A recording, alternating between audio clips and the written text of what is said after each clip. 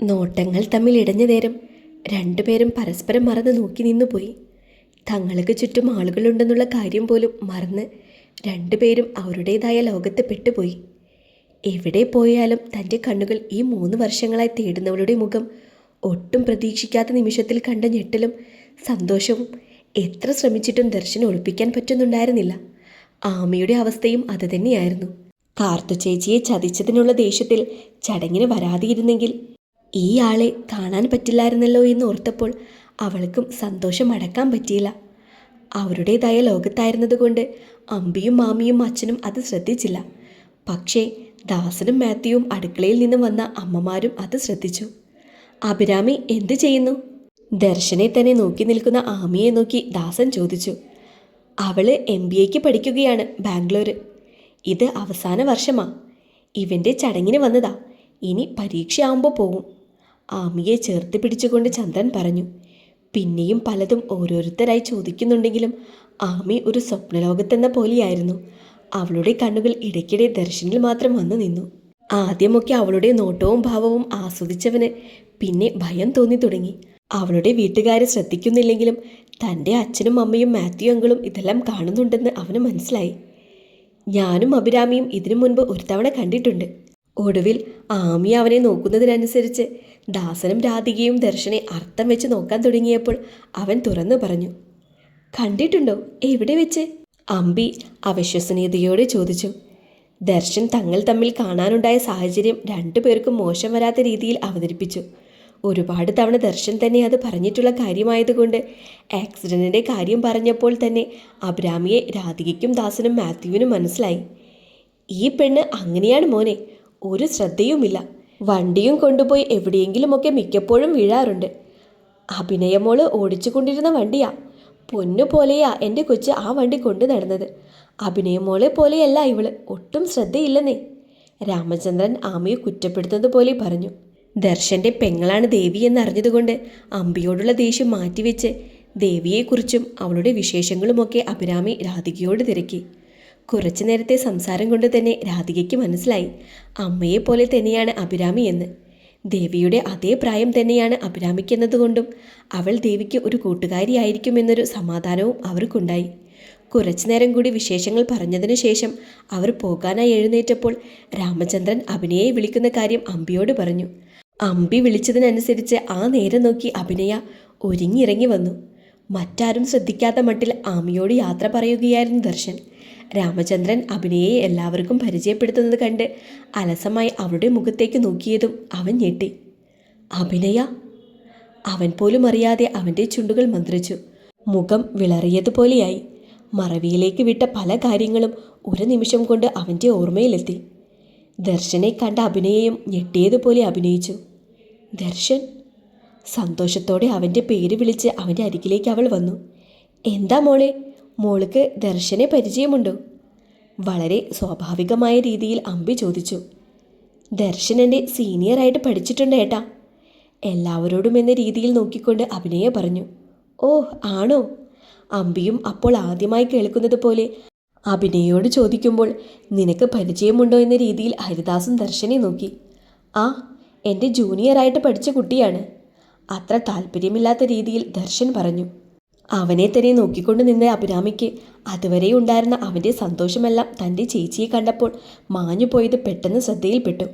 അവൾക്ക് മനസ്സിലായി തൻ്റെ ചേച്ചിയെ നല്ല രീതിയിലല്ല ദർശന പരിചയമുള്ളതെന്ന്.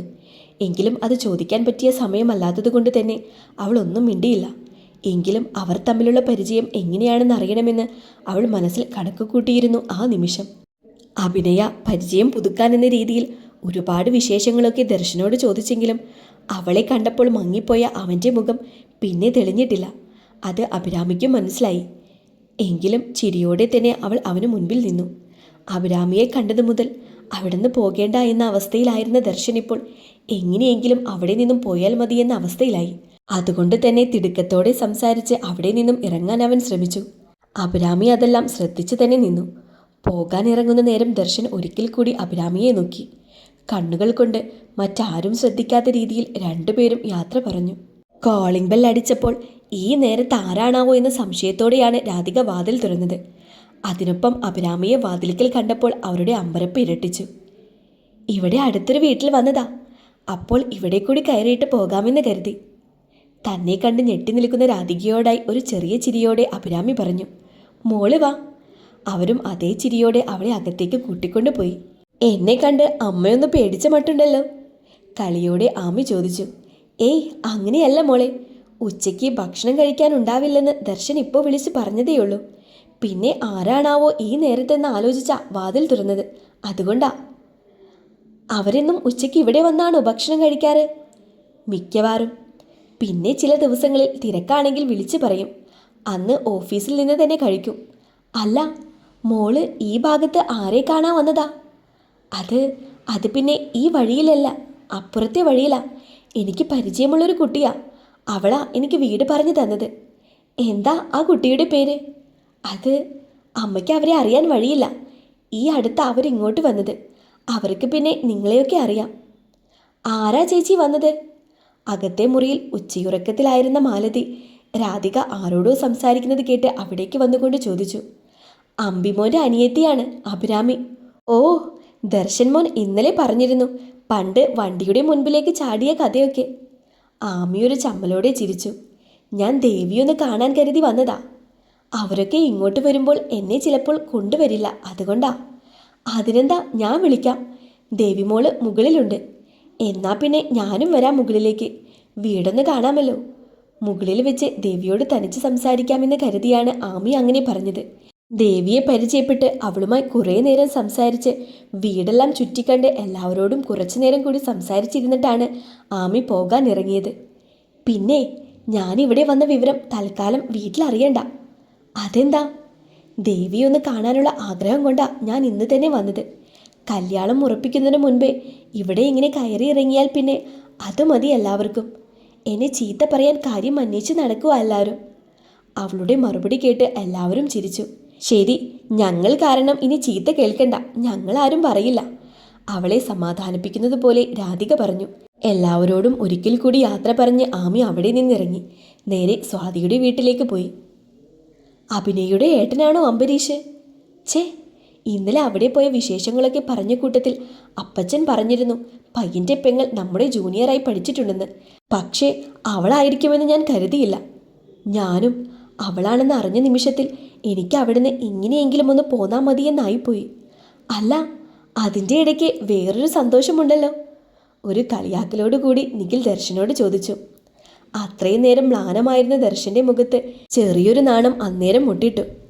പക്ഷേ അഭിരാമിയുടെ ചേച്ചി അല്ലേടാ അവള്. അത് ആലോചിക്കുമ്പോഴാ എനിക്ക്. നീ അത് വിട്, വർഷം 3-4 കഴിഞ്ഞില്ലേ. അവൾ അതൊക്കെ മറന്നിട്ടുണ്ടാകും. കോളേജിൽ പഠിക്കുമ്പോൾ പക്വതയില്ലാത്ത പ്രായത്തിൽ ചെയ്തതും പറഞ്ഞതുമൊക്കെ ആയിരിക്കും അതൊക്കെ.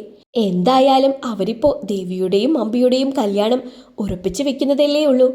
അഭിനയുടെ കല്യാണം കഴിഞ്ഞിട്ടല്ലേ അവരുടേത് നടത്തൂ എന്നൊക്കെയല്ലേ പറഞ്ഞത്. അപ്പോൾ പിന്നെ അത്രയും പ്രശ്നം ഉണ്ടാവില്ലല്ലോ. ദേവിയുടെ കാര്യത്തിൽ പ്രശ്നമുണ്ടാവില്ലെന്ന് എനിക്കും അറിയാം. ഇനി എന്തെങ്കിലും ഉണ്ടായാൽ തന്നെ അമ്പിയുണ്ടല്ലോ. എനിക്ക് അതുമാത്രമല്ല പ്രശ്നം. ഇങ്ങനെയൊരു കാര്യമുള്ളപ്പോൾ അഭിരാമിയെ ഞാൻ എങ്ങനെയാടാ അവിടെ വിവാഹം ആലോചിച്ച് ചെല്ലുന്നത്? അതിനെന്താടാ, ചേച്ചിയുടെ കല്യാണം കഴിഞ്ഞിട്ടില്ലേ നമ്മൾ അനിയത്തിയെ ആലോചിച്ച് ചെല്ലുന്നത്. ഇനി അഥവാ അവരെന്തെങ്കിലും പ്രശ്നമുണ്ടാക്കിയാൽ നമുക്ക് അവളെ ചാടിക്കാന്നേ. അത് കേട്ട് ദർശൻ നിഖിലിനെ കണ്ണുമിഴിച്ചു നോക്കി. നീ ഇങ്ങനെ എന്നെ നോക്കിക്കൊണ്ട് നിൽക്കാതെ ആ പെൺകൊച്ചിനോട് പോയി നിന്റെ ഇഷ്ടം തുറന്നു പറയാൻ നോക്ക്. കണ്ടപ്പോൾ തിരിച്ചറിഞ്ഞെന്ന് വെച്ച് അവൾക്ക് നിന്നോട് ഇഷ്ടം ഉണ്ടാവണമെന്നില്ലല്ലോ. എടാ, അവളുടെ കണ്ണിൽ ഞാൻ ഇന്നലെ കണ്ടതാ എന്നോടുള്ള പ്രണയം. അവൻ്റെ മനസ്സിലേക്ക് ഇന്നലെ തങ്ങൾ തമ്മിൽ കണ്ടപ്പോൾ ഉണ്ടായ രംഗങ്ങളെല്ലാം ഓരോന്നായി ഓർമ്മ വന്നു. എങ്കിൽ നിനക്ക് കൊള്ളാം.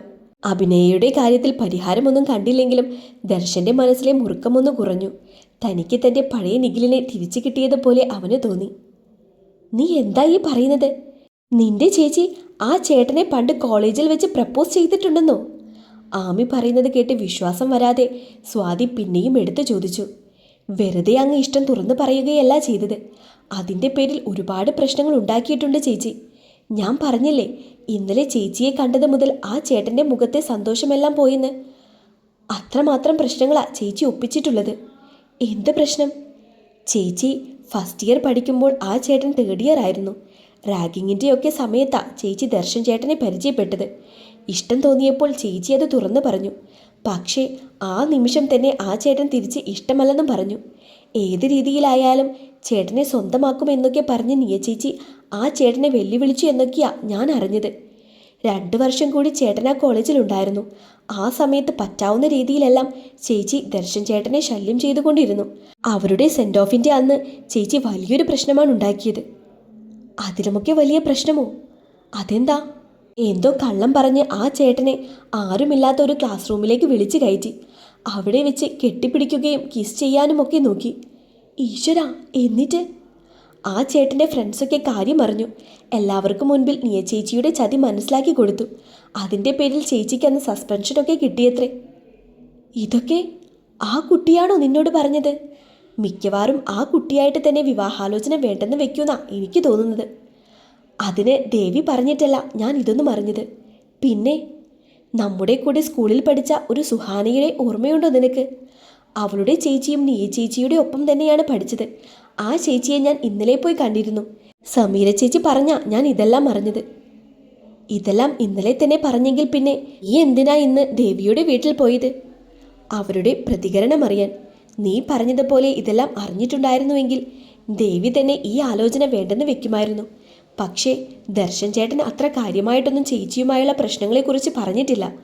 കോളേജിൽ പഠിക്കുന്ന കാലത്ത് ഒന്ന് പ്രപ്പോസ് ചെയ്തിട്ടുണ്ട്. അങ്ങനെയൊക്കെ ഒരു നിസ്സാര മട്ടിലാണ് ആള് കാര്യം അവതരിപ്പിച്ചിരിക്കുന്നത്. അത് ചിലപ്പോൾ 3 വർഷത്തോളമായി പെങ്ങളെ സ്നേഹിച്ചു കൊണ്ടിരിക്കുന്നതല്ലേ. ഇനി അവരുടെ ജീവിതത്തിൽ അങ്ങേര് കാരണം ഒരു പ്രശ്നം വേണ്ട എന്ന് കരുതിയിട്ടുണ്ടാകും. എന്തായാലും നിന്റെ ചേച്ചിക്ക് ഇപ്പോൾ പ്രശ്നമൊന്നുമില്ല. ഉണ്ടായിരുന്നുവെങ്കിൽ ഇന്നലെ തന്നെ പ്രശ്നം ഉണ്ടാക്കിയേനെ. നിന്റെ ചേട്ടനായതുകൊണ്ട് നിയ ചേച്ചിക്ക് താല്പര്യമില്ലെന്ന് അറിഞ്ഞ നിമിഷത്തിൽ തന്നെ കല്യാണാലോചന വേണ്ടെന്ന് വെച്ചേനെ. എന്തായാലും കാര്യമൊക്കെ അറിഞ്ഞപ്പോൾ നിനക്കൊരു സമാധാനം കിട്ടിയില്ലേ? ഇല്ല സ്വാതി, എൻ്റെ മനസ്സിൽ ഇപ്പോഴും തോന്നുന്നു എന്തൊക്കെയോ വലിയ ചതി ഇതിന് പിന്നിലുണ്ടെന്ന്. ഇനി നിയ ചേച്ചിക്ക് വേണ്ടിയാകുമോ അമ്പിയേട്ടൻ ദേവിയെ കല്യാണം കഴിക്കാൻ പോകുന്നത്? നീ എന്തൊക്കെയായി പറയുന്നത്?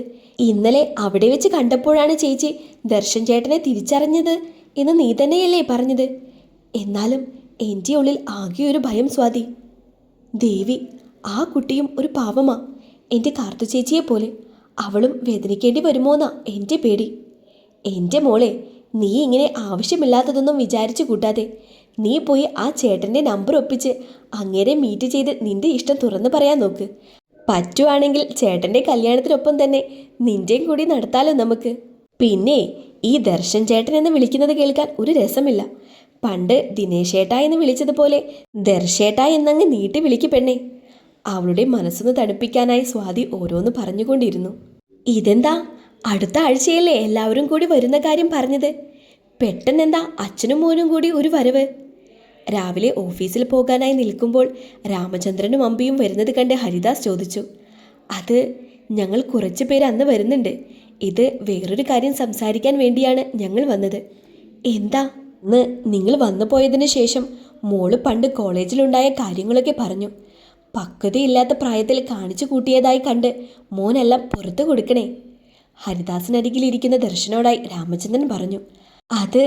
അതൊക്കെ ഞാൻ കോളേജ് കാലഘട്ടത്തിലുണ്ടായ ഒരു തമാശയായിട്ടേ കരുതിയിട്ടുള്ളൂ. ഞാനതൊക്കെ അന്ന് തന്നെ മറന്നു. മോൻ ഇങ്ങനെയൊക്കെ പറയൂന്ന് ഇവൻ ഇറങ്ങുമ്പോൾ തന്നെ എന്നോട് പറഞ്ഞിരുന്നു. അമ്പി അവനെ നോക്കി ചിരിച്ചു. ഞങ്ങൾ ആ കാര്യത്തെക്കുറിച്ച് സംസാരിക്കാൻ വേണ്ടിയാ വന്നത്. ഇതിലിപ്പോൾ എന്താ രാമചന്ദ്ര സംസാരിക്കാനുള്ളത്?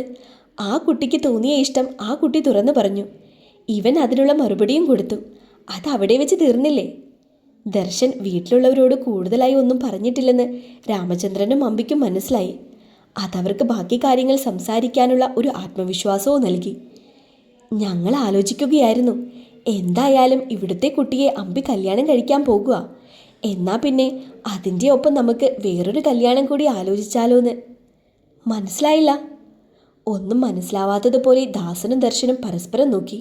ഇപ്പോൾ ഒന്നും ഇല്ലെന്നൊക്കെ മോള് പറഞ്ഞെങ്കിലും മോളുടെ മനസ്സിൽ ആ പഴയ ഇഷ്ടമുണ്ടെന്ന് ഞങ്ങൾക്ക് തോന്നി. ദർശൻ മോനെ ഞങ്ങൾക്കും ഇഷ്ടമായി. നിങ്ങൾക്ക് വിരോധമില്ലെങ്കിൽ നമുക്ക് അവരുടെ കല്യാണം കൂടി ആലോചിച്ചാലോ? അത് നടക്കില്ലെന്ന് പറയാനാണ് ദർശന് പെട്ടെന്ന് തോന്നിയത്. പക്ഷേ മുൻപിലിരിക്കുന്നവർ തൻ്റെ പെങ്ങളുടെ ജീവിതത്തിലെ വളരെ വേണ്ടപ്പെട്ട 2 പേരാണ്. അതുകൊണ്ട് അച്ഛൻ്റെ മറുപടിക്കായി അവൻ മൗനമായിരുന്നു. ഈ കാര്യത്തിൽ ഇപ്പോൾ മറുപടി പറയേണ്ടത് ഇവനല്ലേ? അവൻ തന്നെ പറയട്ടെ. ഹരിദാസ് ദർശനെ നോക്കി. എൻ്റെ മറുപടി ഞാൻ അന്ന് തന്നെ അഭിനയോട് പറഞ്ഞതാണല്ലോ. അതിൽ കൂടുതലായി എനിക്കൊന്നും ഇന്നും പറയാനില്ല. വളരെ കുറച്ച് വാക്കുകൾ കൊണ്ട് തന്നെ ദർശൻ തൻ്റെ മനസ്സിലെ കാര്യങ്ങളെല്ലാം വ്യക്തമാക്കി. അങ്ങനെ പെട്ടെന്നൊരു മറുപടി പറയല്ലേ മോനെ, എല്ലാവരും കൂടി ഒന്ന് ആലോചിച്ചിട്ട് പറഞ്ഞാൽ പോരെ. ഇക്കാര്യത്തിൽ ഇപ്പോൾ എല്ലാവർക്കും കൂടി ആലോചിക്കാനില്ലല്ലോ. തീരുമാനമെടുക്കേണ്ടത് ഇവനാ. അവൻ്റെ മറുപടി അവൻ പറഞ്ഞല്ലോ. അതല്ല. അതെ, ദർശൻ്റെ മറുപടിയാണ് ഞങ്ങൾക്കും അറിയേണ്ടിയിരുന്നത്. അവൾക്ക് കല്യാണ ആലോചനകൾ വരുന്നുണ്ട്. അപ്പോൾ ഇക്കാര്യം അറിഞ്ഞപ്പോൾ ദർശൻ്റെ മറുപടി എന്താണെന്ന് അറിയണമെന്നുണ്ടായിരുന്നു. അതിനുവേണ്ടി ഒന്ന് ചോദിച്ചെന്നേ ഉള്ളൂ. രാമചന്ദ്രൻ എന്തോ പിന്നെയും പറയാൻ തുടങ്ങിയപ്പോൾ അയാളെ തടഞ്ഞുകൊണ്ട് അമ്പി പറഞ്ഞു, നീയ അറിയാതെയാണ് അവരിപ്പോൾ ഇവിടെ വന്ന് ഇങ്ങനെയൊരു ആലോചനയുടെ കാര്യം സംസാരിച്ചത്. അതുകൊണ്ട് തന്നെ ഒരുപാട് സംസാരിച്ച കാര്യം വഷളാക്കാൻ അവൻ ആഗ്രഹമുണ്ടായിരുന്നില്ല. ഒന്ന് നിർത്തിയിട്ട് അവൻ പിന്നെയും തുടർന്നു, ഇതിൻ്റെ പേരിൽ നിങ്ങൾക്ക് ദേഷ്യമൊന്നും തോന്നരുത്. ഞങ്ങൾ ഇങ്ങനെയൊരു ആലോചനയുമായി വന്ന വിവരം അവൾക്കറിയില്ല. ഇതിലിപ്പോൾ എന്താ മോനെ ദേഷ്യപ്പെടാനുള്ളത്? നിങ്ങളുടെ മനസ്സിൽ തോന്നിയ കാര്യം ഉള്ളിൽ തന്നെ വെക്കാതെ നിങ്ങൾ തുറന്നു ചോദിച്ചു, അത്രയല്ലേ ഉള്ളൂ. കാര്യങ്ങൾക്കൊരു അയവ് വരുത്താനായി ഹരിദാസ് പറഞ്ഞു. എന്നാൽ ശരി, ഞങ്ങൾ ഇറങ്ങട്ടെ. നിങ്ങൾക്കും ഓഫീസിൽ പോകാനുള്ള സമയമായി കാണുമല്ലോ. അയ്യോ, ഇവിടെ വരെ വന്നിട്ട് കഴിക്കാതെ പോകുന്നത് എങ്ങനെയാ? കാപ്പി കുടിച്ചിട്ട് പോകാം. അതുവരെ കേൾവിക്കാരായി മാറി നിന്നിരുന്ന രാധിക പെട്ടെന്ന് വന്ന് ചോദിച്ചു, കാപ്പി കുടിക്കാൻ ഞങ്ങൾ അടുത്ത ആഴ്ച വരുന്നുണ്ടല്ലോ. ഇന്നിപ്പോൾ ഞങ്ങൾക്കും ഓഫീസിൽ പോകാനുള്ള സമയമായി. അമ്മ വിഷമിക്കണ്ട. അന്ന് കാപ്പിക്കൊപ്പം ഭക്ഷണം കൂടി കഴിച്ചിട്ടേ ഞങ്ങൾ പോവുകയുള്ളൂ. കുറച്ചു മുൻപ് അങ്ങനെയൊരു സംസാരമേ നടന്നിട്ടില്ല എന്നുള്ള രീതിയിൽ അമ്പിയുടെ വർത്താനം കേട്ടപ്പോൾ അവർക്ക് 3 പേർക്കും ഒരുപാട് സന്തോഷമായി. അവരപ്പോൾ തന്നെ യാത്ര പറഞ്ഞ് അവിടെ നിന്നും ഇറങ്ങി. ഇന്നലെ വന്ന അഭിരാമി കൊച്ചായിരുന്നുവെങ്കിൽ നമുക്ക് ആലോചിക്കായിരുന്നു, അല്ലേ ചേച്ചി? ദർശനും ഹരിദാസും ഓഫീസിലേക്ക് പോയതിനു ശേഷം അമ്പിയും അച്ഛനും വന്നതിൻ്റെ വിശേഷങ്ങൾ മാലതിയോട് സംസാരിക്കുകയായിരുന്നു രാധിക. എനിക്കാ കൊച്ചിനെ വല്ലാതെ അങ്ങ് ഇഷ്ടമായി. ദർശൻ മോനുമായി ചേരുകയും ചെയ്യും. എന്തൊരു സ്നേഹത്തോടെയാ ദേവിമോളോട് സംസാരിച്ചത്. എനിക്കും ആ പെൺകുട്ടിയെ ഒരുപാട് ഇഷ്ടമായി മാലു. അവനും ആ പെൺകുട്ടിയെക്കുറിച്ച് പറയുമ്പോൾ വലിയ താല്പര്യമുള്ളതുപോലെ തന്നെയാ സംസാരിക്കുന്നത്. അന്നത്തെ ആക്സിഡൻ്റ് കാര്യമൊക്കെ 2 ദിവസം മുൻപും ഒരുപാട് താല്പര്യത്തോടെ സംസാരിക്കുന്നുണ്ടായിരുന്നല്ലോ. ചേച്ചി ദാസേട്ടനോട് പറ, ആ കൊച്ചിന് വേണ്ടിയാണെങ്കിൽ ആലോചിക്കാമെന്ന്. അവരോടൊന്ന് സംസാരിക്കാൻ പറ ചേച്ചി. അതെങ്ങനെയാടി മൂത്തതിരിക്കുമ്പോൾ ഇളയതിനെ പിടിച്ച് കെട്ടിക്കുന്നത്? മാത്രല്ല അവർ ആലോചിച്ചത് മൂത്ത കൊച്ചിന് വേണ്ടിയിട്ടല്ലേ. അപ്പോൾ അഭിരാമിയെ തരുമോ നമുക്ക്? ചേച്ചി ഇത് ദാസേട്ടനോട് പറഞ്ഞു വെച്ചാൽ മതി. മൂത്ത കൊച്ചിൻ്റെ കല്യാണമൊക്കെ കഴിഞ്ഞിട്ട് സാവകാശം നമുക്ക് കാര്യം അവതരിപ്പിക്കാം. അപ്പോൾ ദേവിമോളും കാണുമല്ലോ അവിടെ. അത് ശരിയാ. പക്ഷേ ആ കാര്യത്തിലും ഇവന് താല്പര്യമുണ്ടോ എന്നറിയണ്ടേ?